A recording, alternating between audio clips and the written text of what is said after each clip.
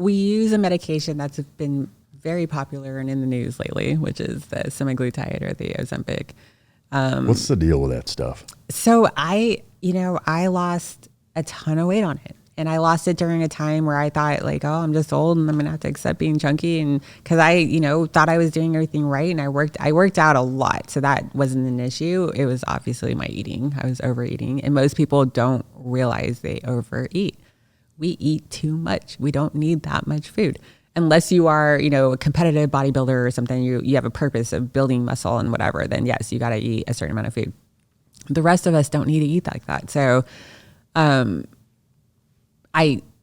to me, in my mind, I was like, I don't feel like I eat that much. I don't eat that bad, which is what every single person says to me when they come in. I eat pretty good. I eat well. I don't understand. And I'm like, I'm telling you, unless you came in here and told me you weigh every single thing that goes into your mouth, you overeat. Yeah.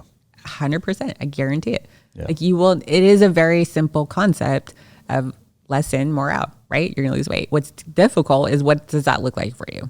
How do we calculate that? How do we figure that out for you? But yeah, so I was working at the clinic and I struggled for about, my heaviest, I was about 250. Really? Yeah. How tall are you? 5'7". 5'7". That was big. Yeah. And that was after 2 babies, but that was not pregnancy weight. That was me having to take all that off. It did not come off after I had the babies.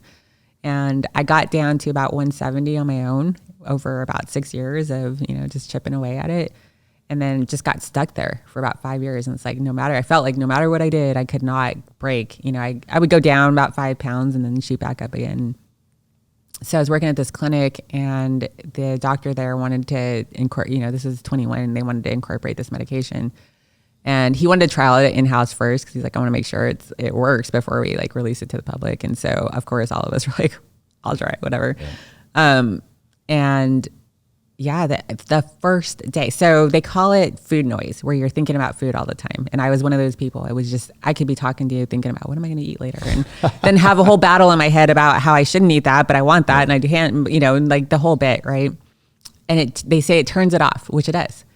And the first day I was like, I'm not thinking about it. I don't even want food. It doesn't even sound good to me.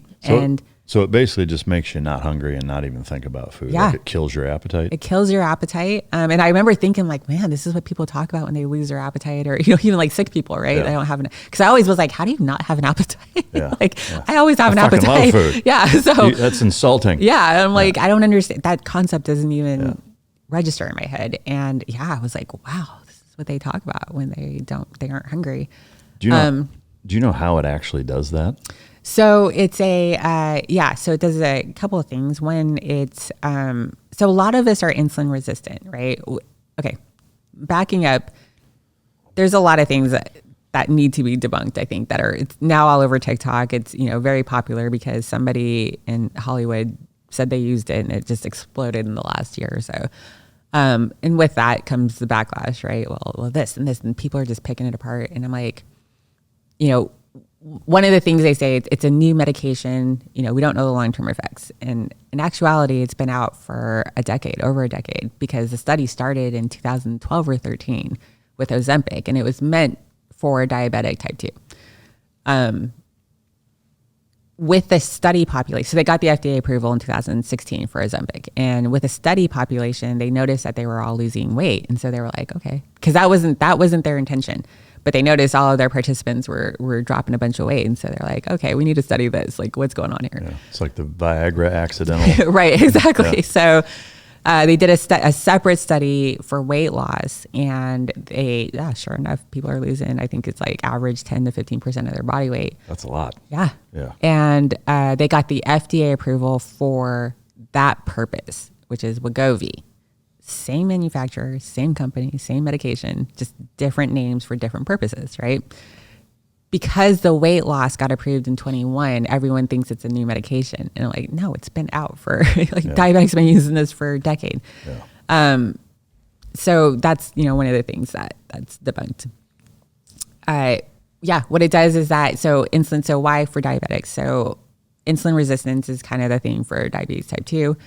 As you if you eat glucose, whatever, insulin releases, your brain tells insulin or pancreas to release insulin, drives the glucose into the cells, turns it into energy, blah, blah, blah, blah. Well, after so much of our diets and sugar and all the crap that we eat, that becomes resistant to insulin. And so the blood sugar, or the sugar is stuck in your blood, wreaks havoc on your body. It just does all kinds of bad things. And so it makes you sensitive to the insulin again, right? Or the cells sensitive to insulin. So you're able to utilize that glucose and use it the way. This is all very simple terms, but basically that's one way. The other way is it slows down your digestive tract. So you feel fuller longer. So you don't digest as long as or as quickly as you used to before. So for instance, if you're getting surgery nowadays, you have to let the anesthesia provider know that you are taking semaglutide because they want you on an empty stomach, right? When they do surgery.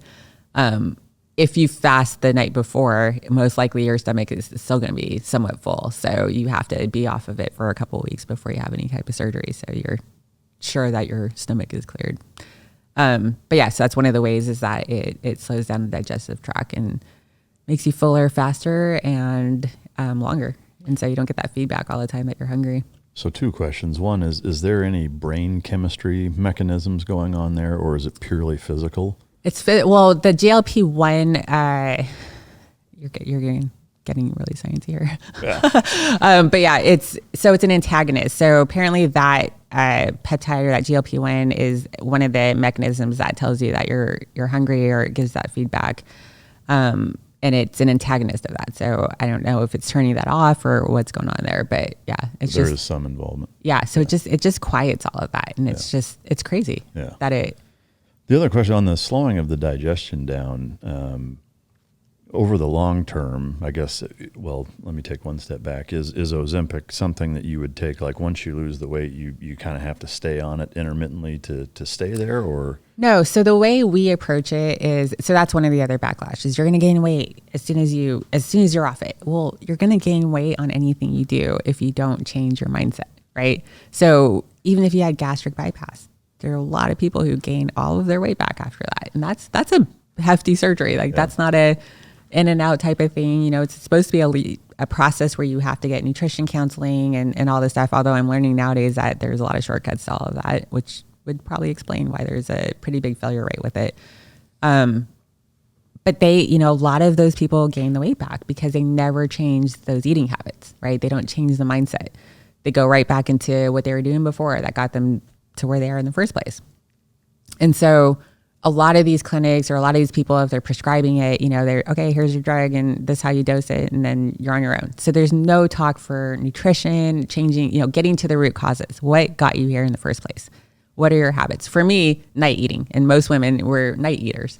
And, we're working all day or busy all day, kids, whatever it is. And then once everything kind of calms down in the evening, we want our little comfort foods and we start snacking and doing whatever. That was my problem. And to this day, I still have to talk to myself every night and be like, no, you don't need that. Yeah. You're not hungry. It's a habit. So you got to change those habits and you have to work on those habits. So for us, you're not just going to go in and out, get a shot and go home.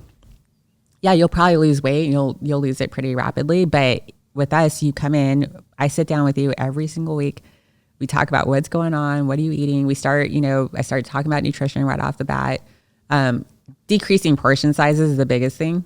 Like we think this is a portion and that's like for 4 people. Yeah. If you go to other countries, if you ever go to a restaurant, you're usually like a quarter of that. Yeah. And you can tell who the Americans are because they're all the ones like, what the hell? Yeah. Where's my food? Can I get 3 of these? Yeah, exactly. Yeah. And they usually make fun of us because when I used to work with the partners out in the different countries, they're like, you American, you eat too much. Yeah. And I'm like, no, you're right. But yeah, decreasing the portion sizes, that's one of the big things I think how it works so well is because you do get fuller faster. So even if you do eat something, if it's not even, the greatest thing, you don't eat as much of it. Yeah. So like for me, like I still indulge in certain things, but instead of eating, the whole pizza, which yes, I could eat a whole pizza before, I can only eat 1 slice and I'm full and I'm good. I'm satisfied. And so it's really training like, okay, I only need this much food. I don't need this much food.